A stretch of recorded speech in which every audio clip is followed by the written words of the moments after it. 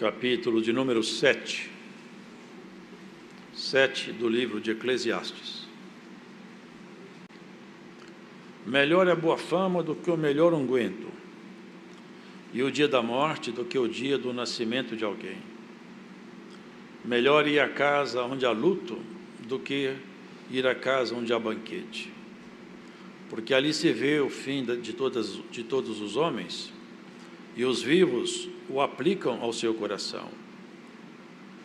Melhor é a tristeza do que o riso, porque com a tristeza do rosto se faz melhor o coração. O coração dos sábios está na casa do luto, mas o coração dos tolos na casa da alegria.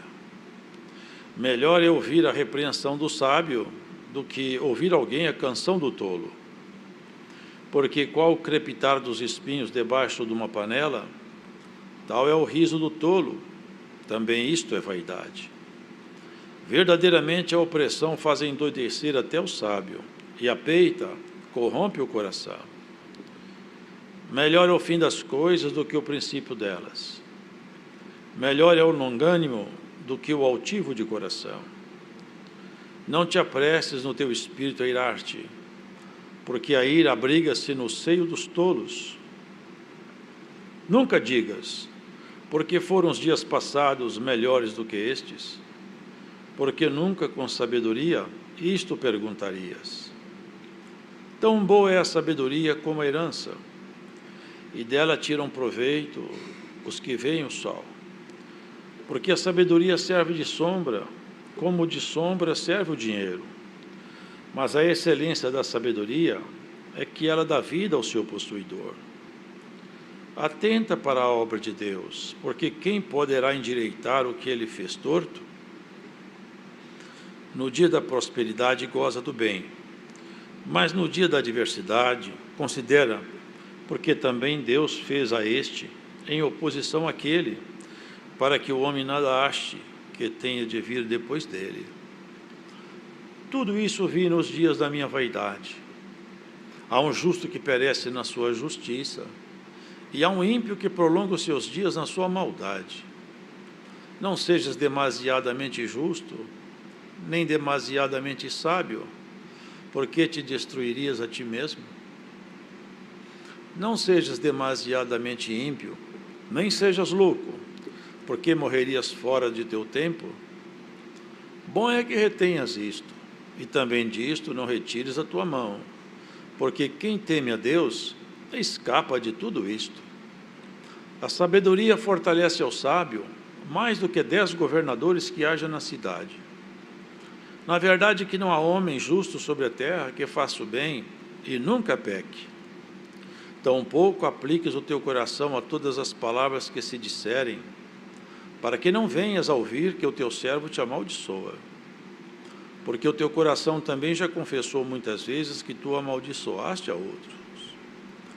Tudo isso inquiri com sabedoria e disse: sabedoria adquirirei, mas ela ainda estava longe de mim. Longe está o que foi e profundíssimo, quem o achará? Eu tornei a voltar-me e determinei meu coração saber e inquirir, e buscar a sabedoria e a razão, e conhecer a loucura da impiedade e a doidice dos desvarios. E achei uma coisa mais amarga do que a morte: a mulher cujo coração são redes e laços, e cujas mãos são ataduras. Quem for bom diante de Deus escapará dela, mas o pecador virá a ser preso por ela. Vede aqui, isto achei, diz o pregador, conferindo uma coisa com a outra para achar a causa que a minha alma ainda busca, mas não achei. Um homem entre 1000 achei eu, mas uma mulher entre todas essas não achei. Vede, isto tão somente achei, que Deus fez ao homem reto, mas eles buscaram muitas invenções. Amém. Amém. A exposição da palavra de Deus, ela por si mesma traz luz e ilumina o interior de quem ouve com atenção, porque Deus poderia fazer todas as obras por muitas vias, sendo Ele Deus, Todo-Poderoso, Onipotente. Contudo, Ele escolheu o caminho da palavra, pelo diálogo, pela voz e pela exposição das suas ordens. Ele criou todo o universo e Ele também forma dentro de nós a nossa natureza, que de fato precisa de ser trabalhada a cada tempo. E nessa exposição, esse rei, que foi um homem iluminado por Deus, embora que ele tivesse recebido uma instrução de rei, toda essa sabedoria dele nasceu de um diálogo, de um pedido que ele fez ao Senhor. E numa noite, durante o diálogo, o Senhor transferiu para ele uma sabedoria profunda, e com essa sabedoria ele investigava, ele percebia a natureza das pessoas, das coisas e dos homens, e conseguia, com um olhar penetrante, fazer observações e escrevê-las e torná-las públicas. E aqui hoje nós lemos nesse capítulo a exposição desse servo de Deus acerca das vantagens do sofrimento, da moderação e da paciência. Ele começa a exposição dizendo que a boa fama, ela é melhor do que o unguento. Diz assim: melhor é a boa fama do que o melhor unguento. O unguento é um óleo trabalhado com ervas aromáticas, e esse unguento ele tem um aroma muito agradável, e ele marca a história também da igreja, porque por intermédio de coisas como essa, o Senhor fazia e fez por muito tempo muitos movimentos espirituais em Israel, e eram coisas comparativas. Era a forma que Deus tinha de falar de coisas mais altas, usando de coisas aqui embaixo.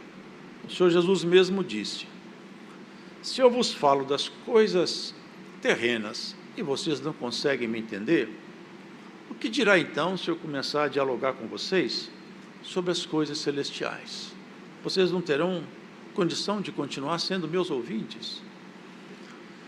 Os irmãos vejam que a comparação que ele começa dizendo aqui é essa: melhor é a boa fama do que o melhor unguento, e o dia da morte é melhor do que o dia do nascimento de alguém. Dificilmente alguém poderia concordar com essa frase, né? É melhor o dia que eu morro do que o dia que eu nasço. Porque naturalmente a nossa tendência, nosso instinto de preservação de vida, não queremos morrer. Em princípio, a morte nos perturba, até porque ela é mesmo um castigo.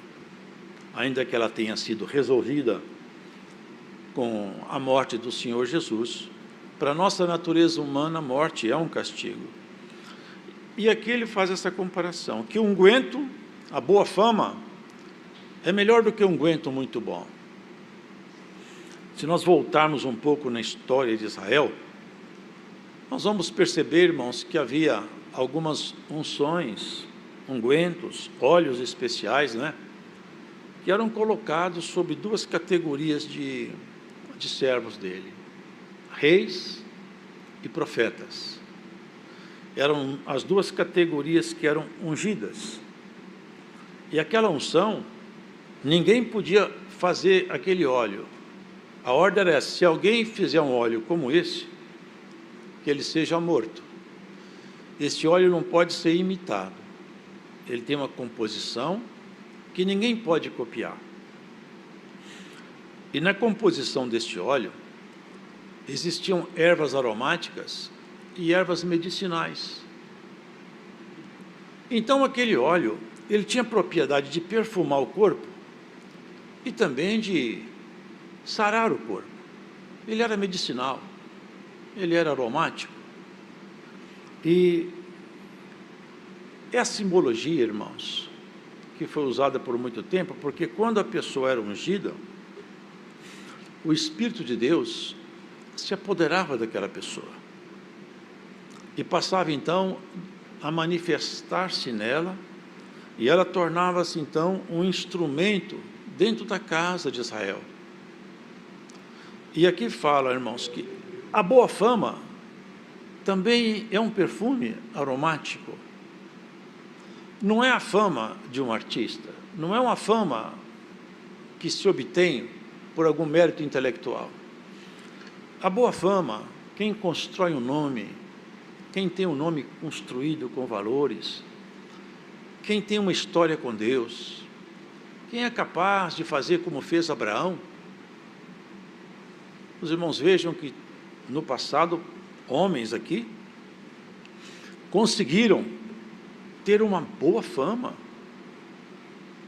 Homens que receberam sobre ele promessas futuras pela sua índole, pelo seu comportamento. Homens que passaram aqui e tiveram registrado aqui, na santa palavra de Deus, os seus feitos. Então, quem tem uma boa fama com Deus, quem é capaz de ter uma boa fama com seu próximo pela sua índole, pelo seu caráter, pela sua conduta, pela sua dignidade, pela sua postura na vida, pela sua forma de negociar, pelo seu trato na família, pelo seu trato com os seus companheiros. Quem constrói este nome, ele tem um cheiro mais agradável do que alguém que usa um perfume refinado e importado. Porque o cheiro e o aroma que sai dessa pessoa, ele não recende, ele não se espalha por aqui, ele se espalha por lá. Lá nas moradas eternas, Paulo fala isso com propriedade. Nós somos cheiros de vida, e quem está no pecado é cheiro de morte. Os irmãos entendem isso? É como se fôssemos incensos vivos. As nossas obras, elas fazem com que, para Deus, saia um perfume agradável. E quem consegue ter um nome assim, é melhor do que aquele que usa perfumes importados. Numa linguagem hoje mais corriqueira. E o dia de morrer também é melhor. Porque quem vive em pecado, quando ele morre, ele não acrescenta a medida do seu pecado mais. Ainda que ele vá pagar por isso, a medida sua foi estancada. Agora, irmãos, quem faz o bem, pratica a palavra, a justiça da palavra, quando ele termina seus dias, ele de fato começa a sua história. Porque tudo para nós, em termos definitivos, começa quando terminar essa caminhada aqui. Isso aqui é uma passagem, é um campo de batalha. Quem olha a sua própria vida, percebe que nós não conquistamos nada aqui de nós mesmos. O Senhor falou assim, você não é capaz de aumentar nem 1 centímetro na estatura do seu próprio corpo. O homem, com toda a tecnologia que ele tem, e tem avançado muito, existem restrições que a ciência não pode transpor. E uma delas é que nós estamos envelhecendo. É um processo continuado. E no dia que chegar o tempo da sua partida, vai ser o dia mais terrível para quem te ama. Mas quando acabar a coreografia da morte, vai ser o dia mais feliz para você. Sabe por quê? Porque ali vai ser então aberto todo o cenário celeste e nós vamos entender então os projetos maiores de Deus com a igreja. Porque a morte de fato, irmãos, ela não existe. Tragada foi a morte na vitória. Paulo conclamava a igreja a entender isso. Onde está, ó morte, a tua vitória? Por isso, irmãos, ele segue. Melhor é ir à casa onde há luto do que ir na casa onde há banquete. Não que a pessoa tem prazer em ver sofrimentos. Ele está tendo uma visão da vida aguda, olhando lá na frente, que as pessoas que se preocupam com o seu próximo, quando vê alguém em sofrimento, em angústia, uma casa onde tem luto, e ele vai lá levar a palavra do consolo, do conforto, ele está fazendo o quê? Construindo um bom nome. Ele está construindo para ele um bom nome.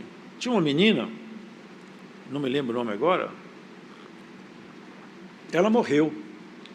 E eles chamaram os apóstolos. Olha, ela morreu. E quando chegou lá, acho que foi Pedro que chegou lá, eles falavam, essa menina faz falta para nós. As velhinhas falavam, ela fazia para a gente, ela costurava, ela fazia isso, ela fazia aquilo. A fama da menina falava por ela. Ela tinha construído o nome, era novinha, mas já tinha um bom nome. Já tinha um bom nome. Assim, queridos, é a nossa caminhada.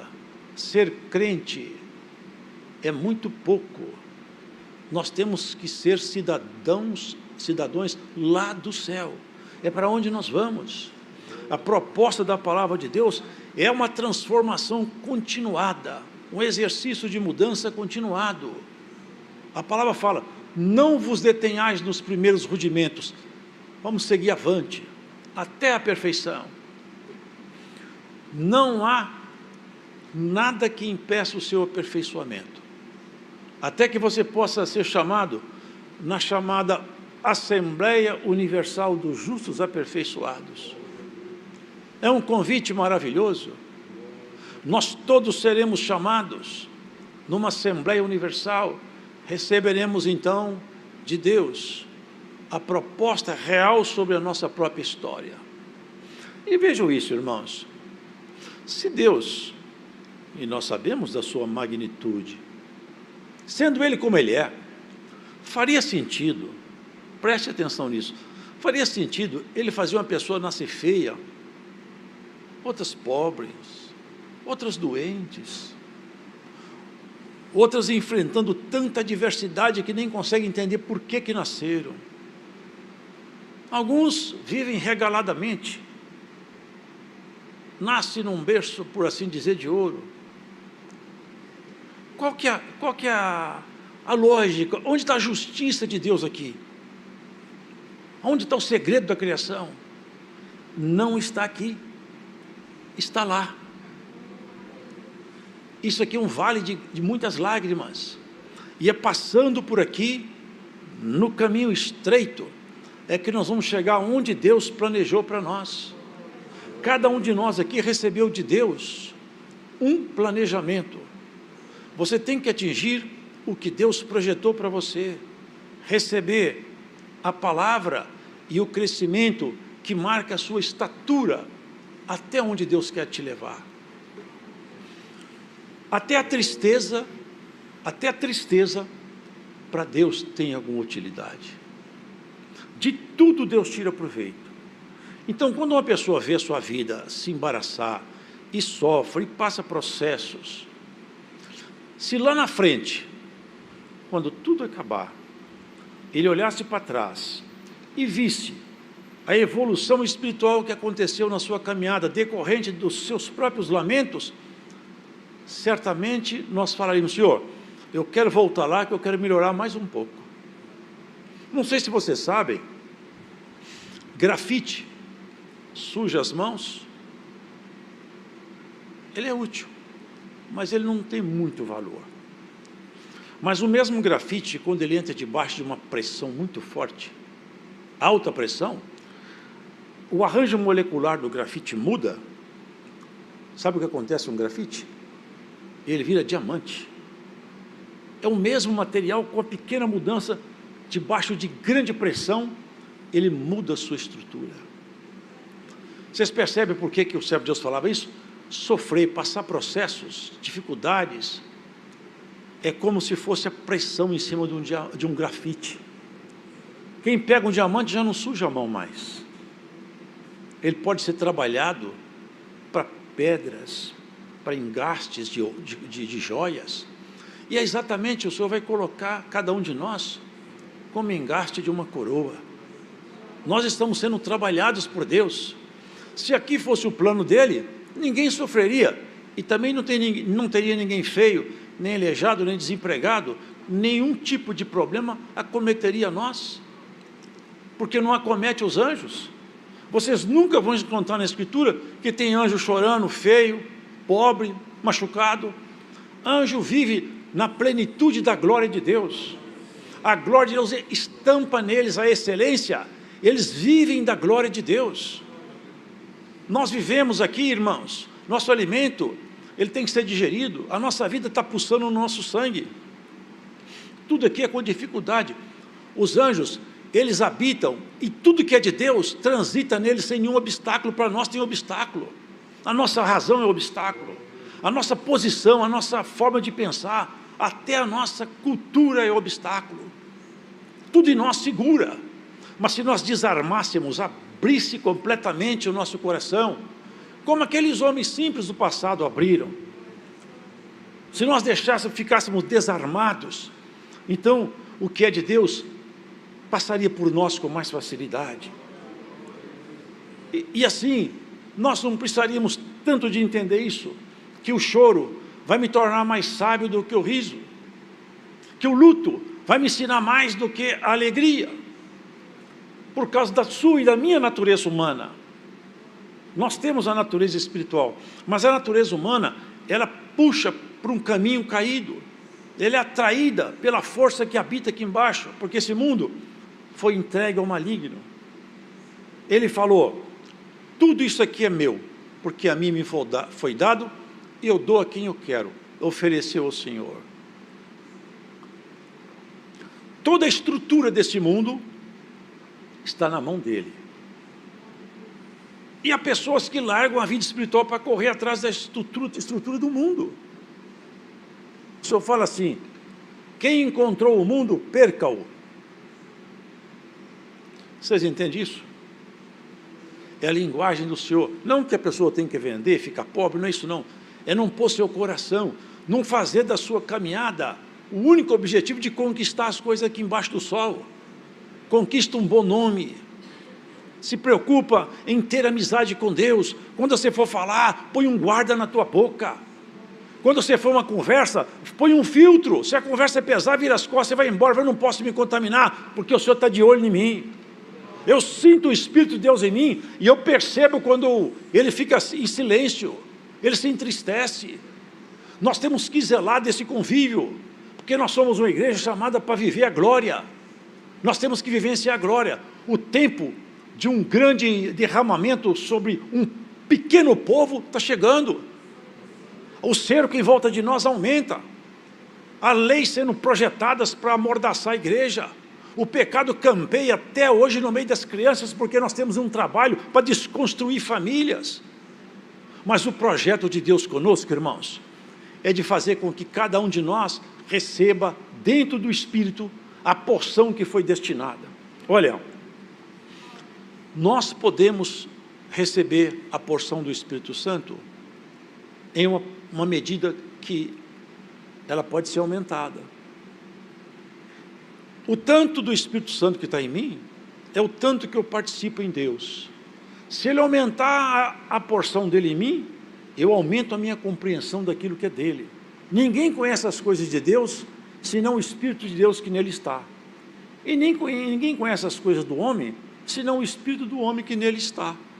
Para que eu tenha conhecimento do que é de Deus, é necessário que o Espírito dele esteja junto de mim. E se ele aumentar a porção do Espírito dele em mim, eu vou aumentar a minha compreensão do que é dele.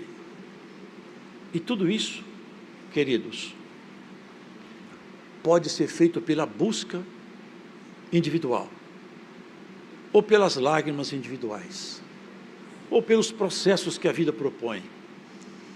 Cada um de nós escolhe o caminho que quer ser aperfeiçoado. Bem-aventurado aquele que se dedica no bom trato, na construção de um bom nome, no trato dentro de casa, do esposo com a esposa, do pai com o filho, do filho com o pai. Quantas pessoas tratam de qualquer maneira um convívio no dia a dia, não se preocupam? Queridos, a proposta da palavra de Deus, olha aqui, ó. Não te apresses no teu espírito a irar-te, porque a ira abriga-se no seio dos tolos. Quantas pessoas ficam iradas facilmente, falam palavras pesadas facilmente, tem palavras que são como a ponta de uma espada, mas a resposta branda, ela quieta a ira, desvia o furor. Na doçura do falar, aumenta o ensino. E nós podemos ensinar uns aos outros no exercício de nosso convívio amigo. Um conselho desvia às vezes uma família de um grande desastre, um amigo de uma queda. Por isso, queridos, a proposta é essa: não sede demasiadamente ímpio, nem sejas louco, porque morrerias fora do teu tempo. Bom é que retenhas isto, e também disso não retires a tua mão, porque quem teme a Deus escapa de tudo isso. A sabedoria fortalece ao sábio, mais do que 10 governadores que haja na cidade.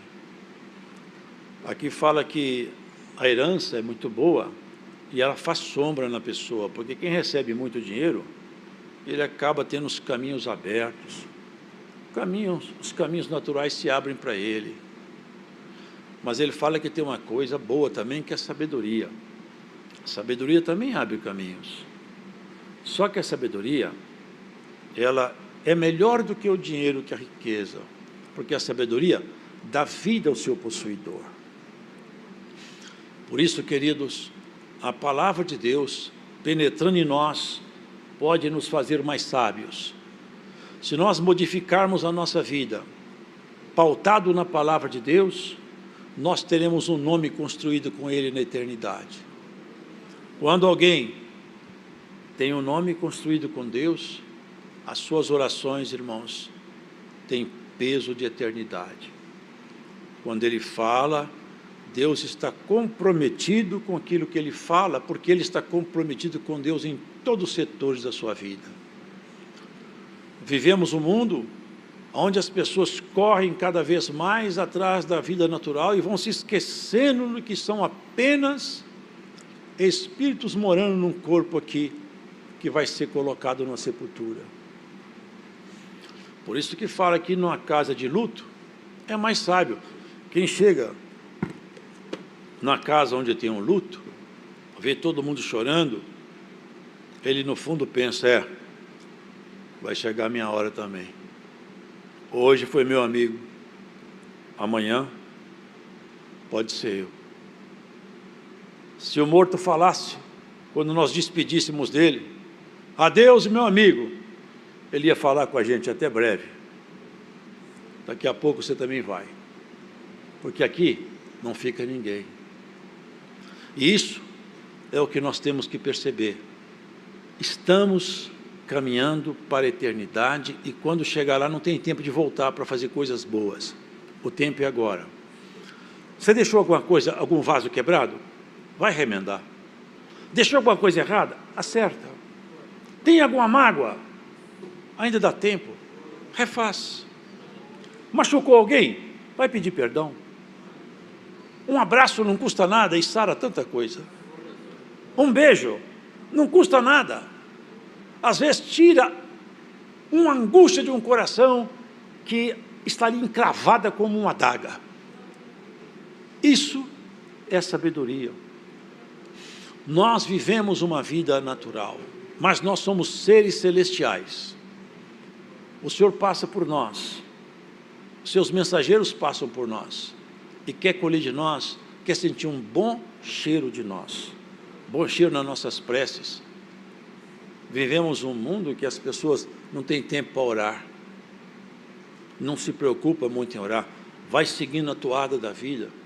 Temos que orar para começar o dia, para almoçar, para jantar, para deitar, para fazer negócio, pedir a Deus orientação para fazer qualquer tipo de negócio, até viagem. Tiago fala, você fala, eu vou aqui, eu vou ali, como se você fosse dono da sua vida. Você não sabe se você estará vivo amanhã. Você devia falar assim, se Deus quiser, amanhã eu vou viajar. Se Deus me ajudar, eu vou fazer isso aqui. Porque você não tem competência para manter sua vida em você por um minuto. Nem eu. Ninguém tem competência para manter a estrutura da sua vida em você. Você é sustentado pela misericórdia de Deus. Ele sustenta você. Tudo que está em você, não foi você que construiu. Você tem uma estrutura aí, essa nossa circulação, pulmão funcionando, coração batendo, rins filtrando. O que nós fazemos para isso aqui? Nada. Nós estamos dentro desse corpo e não participamos de nada. Nós somos, sabe o quê? Inquilino de uma casa que daqui a um tempo vai ser pedido a nossa saída. Como está escrito em Lucas, o mordomo tem que largar a casa. Daqui a um tempo tem uma ordem de despejo. O mordomo pode sair, deixa a casa. A casa não é sua. Paulo falava: quem vai me livrar do corpo dessa morte? Essa casa tem que ser deixada um dia. Mas uma outra casa já foi construída. Em Coríntios está escrito: irmãos, semeia-se um corpo animal, ressuscita um corpo espiritual. Semeia-se um corpo em ignomínia, ressuscita um corpo em glória. Semeia-se um corpo animal, ressuscita espiritual. Aqui que está o segredo da ressurreição. Quando terminar tudo, aí vai a glória de Deus ser tudo em todos. Nós todos seremos como um. Agora, nessa jornada nossa, nós não vemos essa diferença. Esse homem de Deus teve sabedoria, foi sábio, mas perdeu o temor ao Senhor. Ao longo da sua jornada, ele se perdeu. Ele conseguiu alcançar muitos favores do Senhor, mas se perdeu lá no final. Acabou praticando idolatria, levantando ídolos, por causa das mulheres que ele conviveu com elas. A sabedoria dele serve para nós, mas não serviu para ele muito. E que a palavra de Deus sirva para nós, e que não sirva apenas para que os outros, olhando você como crente, possa falar assim: puxa, essa mulher, este homem, ele é crente, tem uma vida equilibrada. Mas nós temos que ter essa vida equilibrada até o final. Não desista da sua caminhada. Não mude seus passos nem seus marcos, porque você não sabe quando o Senhor vai te pedir a casa. Eu tenho certeza de uma coisa para encerrar a palavra. Se Deus hoje abrisse aqui o livro, cada um de nós recebesse vou abrir aqui, li o nome de cada um. Você tem mais 2 anos, você está com 10 anos, você está com 3 meses, nós sairíamos aqui completamente perturbados, a gente não ia conseguir dormir mais. Se fosse dado 3 anos, demora a passar, mas quando marcou o tempo, já não conseguimos mais viver direito. Quem está empregado larga o emprego, se perturba. Sabe por quê? Porque mexe na estrutura do seu conforto e da sua base. Mas o Senhor fala: você nunca mais vai morrer. E é por isso que você tem que ter um bom nome, construir um bom nome.